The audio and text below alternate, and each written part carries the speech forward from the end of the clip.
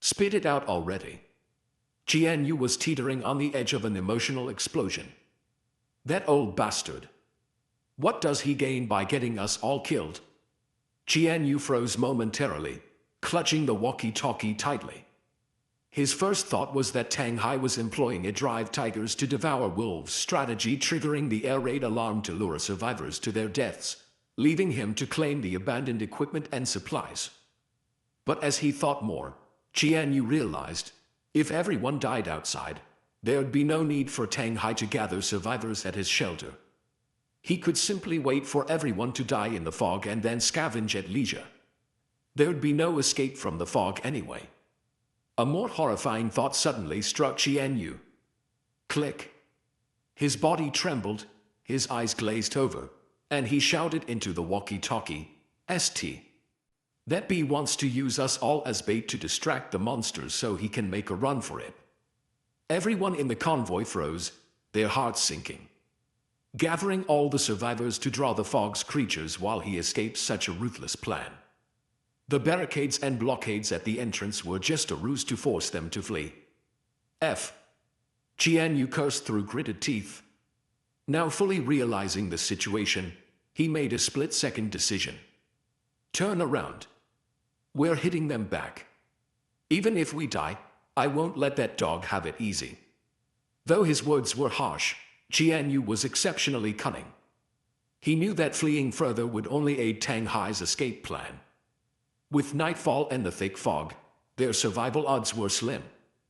But a counterattack might catch Tang Hai off guard, and the ensuing chaos could provide an opening to escape. They wouldn't let Tang Hai and his people lure the monsters away for their benefit. Screech.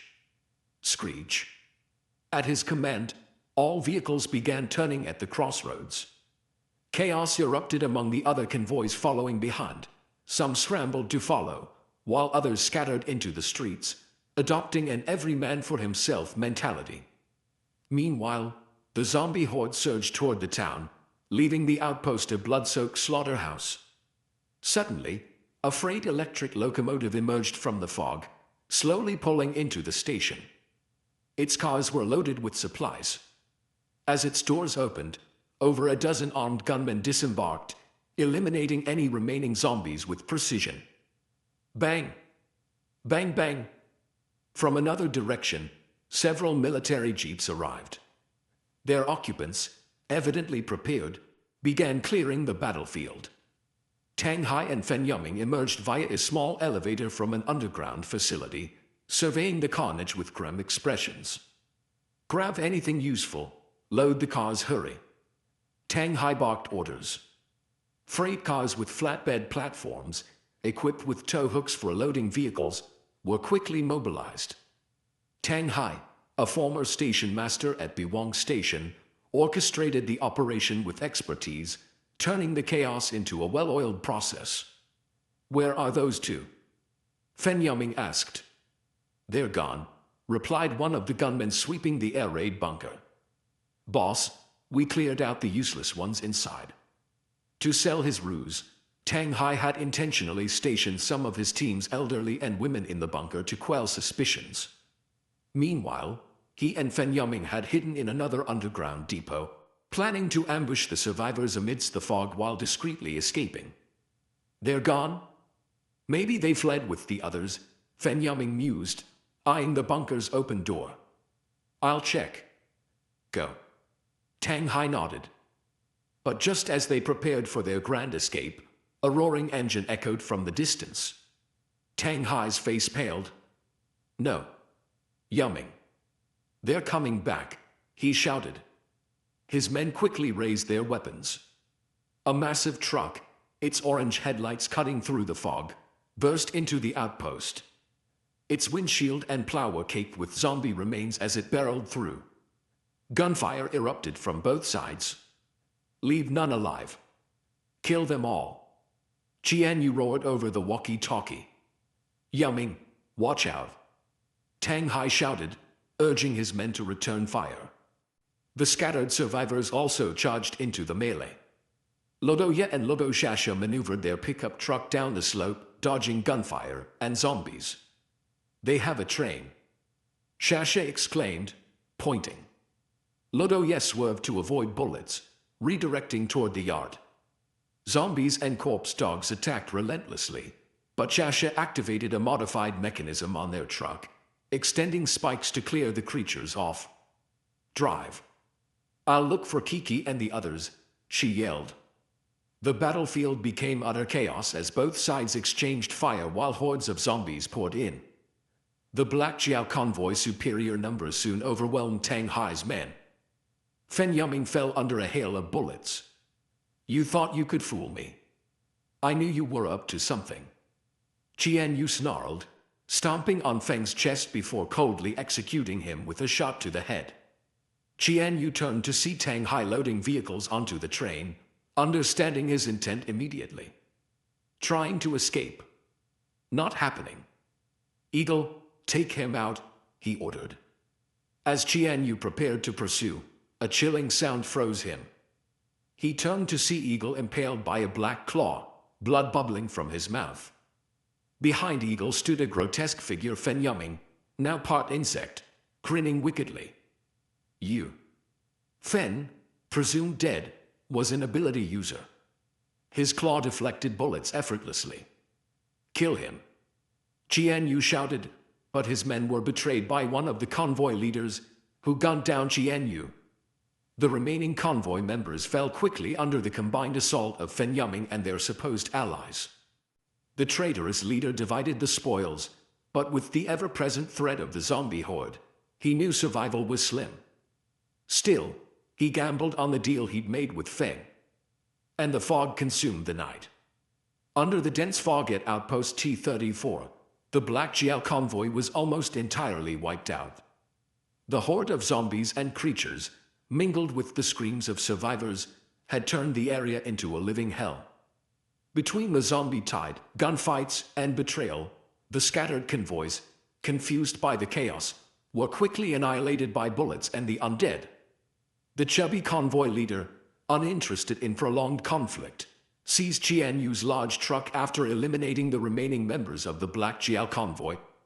His team commandeered several supply vehicles, merged them with their own convoy, and sped away, engines roaring as they plowed through the zombie swarm.